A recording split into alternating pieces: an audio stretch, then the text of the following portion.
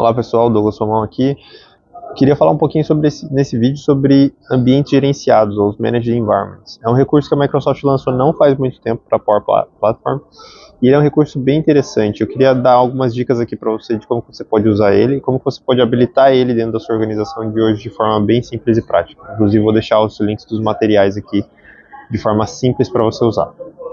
Quando a gente está trabalhando com ambientes, e aí ambientes para aqueles que não estão acostumados, são lugares ali dentro da Power Platform que a gente consegue organizar aplicações, fluxos, estruturas de dados.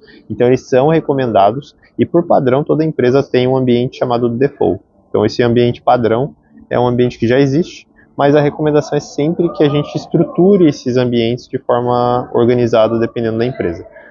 E aí, claro que esse é um assunto maior para a gente discutir num outro vídeo. O ponto principal que eu queria falar para vocês aqui é que a gente tem hoje, depois dessa liberação da Microsoft, a gente tem dois tipos principais de ambientes. Um ambiente é o ambiente comum e um é um ambiente gerenciado. Ou a gente poderia chamar que é o ambiente não gerenciado e o gerenciado. Ambientes gerenciados é um recurso novo que a Microsoft lançou que você pode habilitar dentro da Power Platform e transformar um ambiente em gerenciado. E quando você transforma ele em gerenciado, você vai ganhar uma série de novas configurações. Na prática, o que ela vai dar para você é que ele vai dar recursos para que esses ambientes gerenciados eles possam ser conectados de alguma forma, eles possam usar alguns recursos de configuração maiores para os administradores. Então, os administradores da Power Platform ganham um pouco mais de recurso na hora de configurar ambientes de forma separada.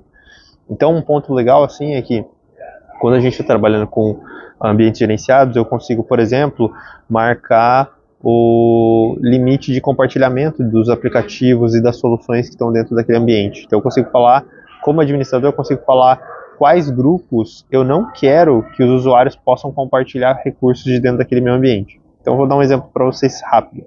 Imagina que você tem um aplicativo dentro do seu ambiente e você quer compartilhar com outras pessoas da sua organização, mas aquele aplicativo não deveria ser compartilhado com essas pessoas porque elas fazem parte de um grupo que não faz parte daquele ambiente. Aquele ambiente é departamental e você está querendo compartilhar um aplicativo com uma pessoa de outro departamento. Isso não deveria poder acontecer. Num ambiente tradicional, isso pode acontecer. Num ambiente gerenciado, o administrador consegue configurar para que isso não aconteça.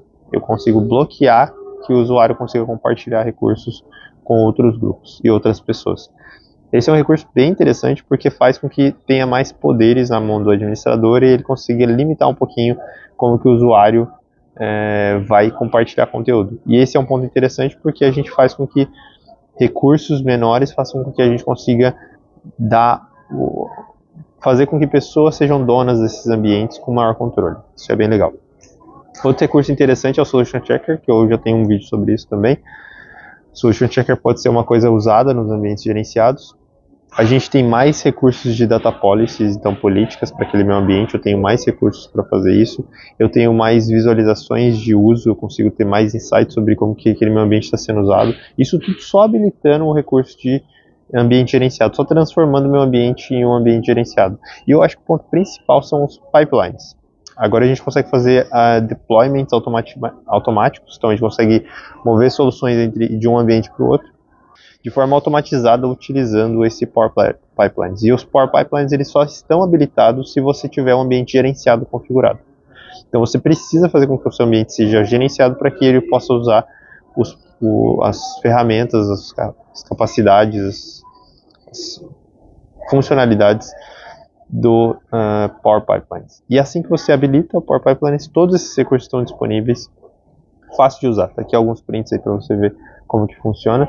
Mas o ponto legal é que ambientes gerenciados vão fazer com que você tenha mais controle da sua organização, mais um nível de maturidade de governança da sua organização e mais recurso também para quem é dono do ambiente. Isso vai fazer com que a TI consiga dar um pouquinho mais de acesso para os usuários finais, para os usuários de negócio, para que eles se tornem donos de ambientes. Isso é muito importante para fazer com que a expansão da Power Platform dentro da empresa seja de forma organizada e estruturada. Legal? Você já sabia sobre os ambientes gerenciados? Me fala aí o que você achou. Me fala aí nos comentários também se você já usa os ambientes gerenciados, já testou algum desses recursos. E fica ligado que tem mais conteúdo sobre isso também aí nos meus canais. Tá bom? Um grande abraço e até o próximo vídeo.